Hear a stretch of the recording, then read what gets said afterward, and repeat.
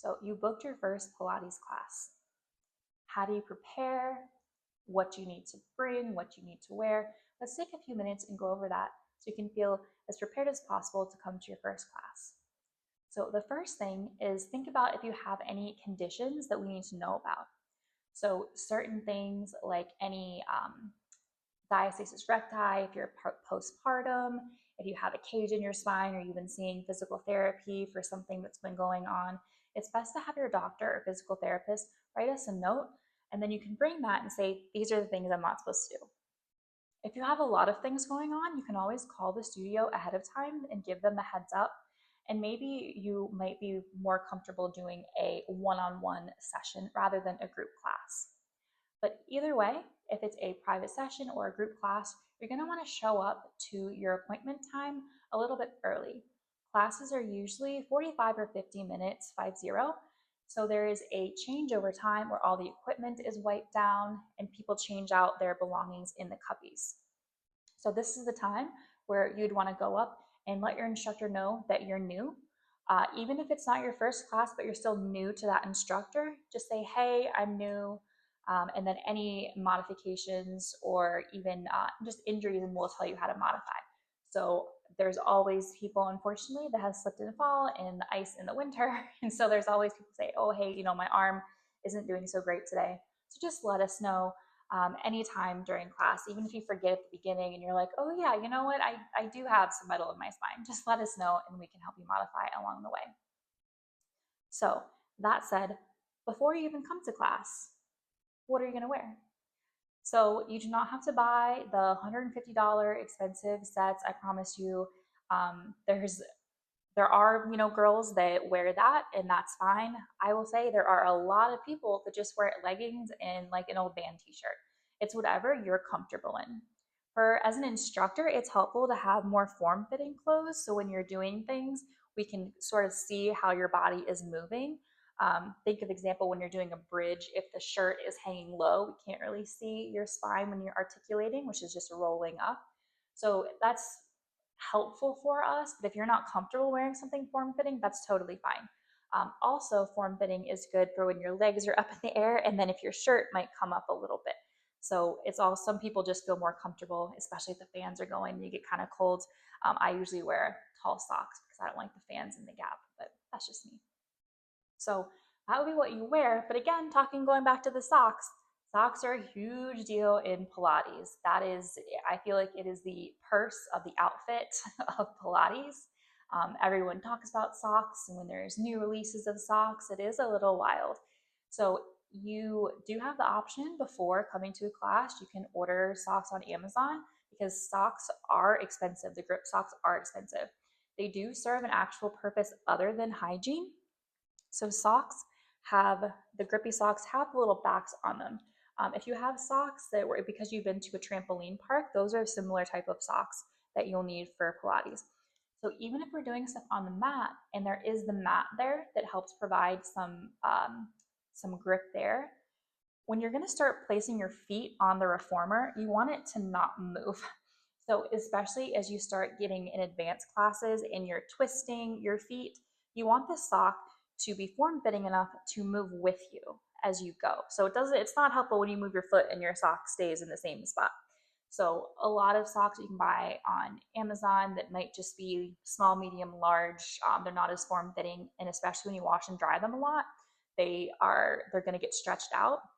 That's not going to be helpful for you once you start going down more of your advanced classes. If you're just trying Pilates and you want to buy a cheap pair of socks, then that's totally fine.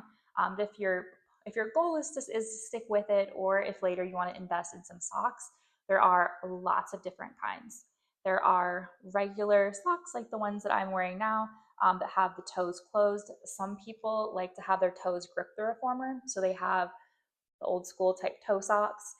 And some of them actually have the toes sort of free, which I feel like my toes would get cold, but that's an option. So you can have toe socks, either that each toe is covered, or they have toes open. So some people like those.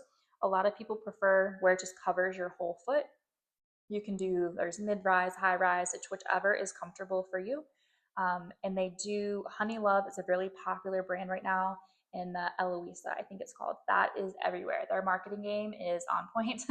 So those are very popular. And then if you come to the studio, we're also going to have socks available for purchase because most studios, you are going to have to wear socks. Again, not just for hygiene, but for safety purposes. So we'll have socks for you available to purchase as well. I will tell you that they are expensive. So just plan or know that you're going to have to purchase those maybe around $15 or so. If they're cuter, of course, they're going to be more expensive. So just know that that is something. And then when you go into the studio, like the Tabby brands and some other brands, there's actually like a toe sock brand. They're actually by shoe size. So they want to be nice and form fitting for your foot. Just like when I mentioned, when you turn your foot, it stays with you. Sometimes it's better to be a little bit smaller than larger. There's some socks that say one size fit all. I have large feet. That is not true. They're not one size fits all. For me, my feet are a little bit larger. And so it's not helpful when my heel comes out on the sock and there's no grippy part. That that's not good. So yeah, lots of different sock options out there. So if you want to look at the cute ones online and order some before you come, that's great. Otherwise, we're going to have them available for you. So now you have your doctor's note if you need it. You have your outfit and your socks all ready to go. You're arriving at class 10 to 15 minutes early. Then you get to class. Where do you sit? Are there assigned seats? There are not. Some studios maybe there are. I haven't seen those, at least in my area. That's not a thing. They're not numbered like you would say you're signing up for like reformer number 6 or anything like that. So usually when you tell your instructor that you're new, I personally will take a look to see who's already arrived, and if there's somebody that I would prefer them watch, I will say, hey Susan, is it okay if she's next to you right for this class, like it's her first class. And sometimes you might feel like, oh, I don't want to put somebody on the spot, but they love that because they were in that same spot as well. So it could have been 6 months ago that I was having them sit next to somebody. So that was kind of like a person they would look at. So sometimes there's a bunch of people and it's new, and as even if your instructor is great at cueing and you're following it in your first couple classes, you're going to be unsure. Let's say you're doing your arms and straps, but you're like, am I doing it right? Even if you are, you're going to be looking around. So sometimes if there's somebody that we know would be a good person for you to watch, we'll say, hey, can you sit here? Also, not just for injury wise to let us know, but if you have any, if you're hard of hearing. So we generally, an instructor will kind of set up shop, usually if we have a lesson plan or a water bottle and stuff like that, or like where to change the music is, we kind of have a little station. And so sometimes the instructors say, hey, I'm going to be like, this is sort of where my base is when I'm walking around helping people. Right here would be a good spot for you. Or if you're hard of hearing and we know where the speaker is, then we can have you sit by the speaker, things like that. So you can always just ask, say, hey, where should I be? It's my first class. So that's pretty much it. You're gonna follow what the instructor says, and you're gonna have a great class. All right, thank you so much for watching, and I hope to see you soon at the class.